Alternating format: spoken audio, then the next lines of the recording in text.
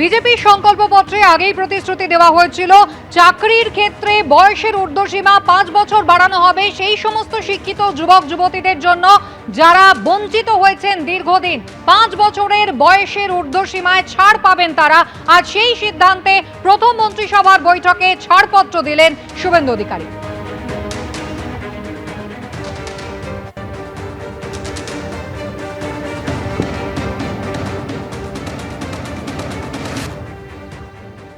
মাননীয় স্বরাষ্ট্র ও সমবায় মন্ত্রী অমিত শাহজি নির্বাচন প্রচারের রায়দিঘি থেকে বলেছিলেন যে 2015 সালের পরে পশ্চিমবঙ্গে কোনো রিক্রুটমেন্ট হয়নি, তাই প্রচুর শিক্ষিত যুবক যুবতীর বয়স চলে গেছে।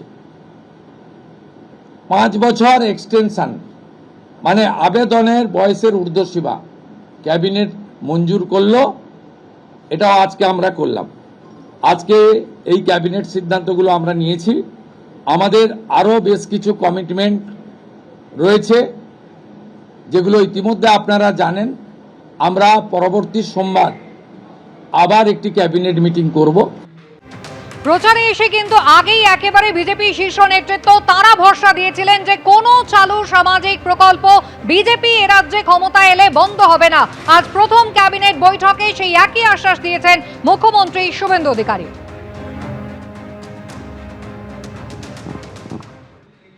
কোনো চালু থাকা সামাজিক প্রকল্প বন্ধ হচ্ছে না। কোনো সামাজিক চালু থাকা প্রকল্প, এটা আমরা আমাদের কর্মসূচি মানে প্রচারকালীনও বলেছি। কোনো চালু থাকা সামাজিক প্রকল্প সে 30 বছর আগের হতে পারে, 10 বছর আগের হতে পারে, কোনো সামাজিক প্রকল্প আমরা বন্ধ করছি না। আমরা পেপারলেস অফিসও করব। আমরা সমস্ত পোর্টালগুলোকে আপডেটও করব এবং সমস্ত বেনিফিশিয়ারি ডিবিটির মাধ্যমে, যেটা নরেন্দ্র মোদীজির নেতৃত্বে দেশের সরকার করেছে, ডাইরেক্ট বেনিফিট ট্রান্সফারের মাধ্যমে হবে এবং সবটাই স্বচ্ছতার সঙ্গে হবে।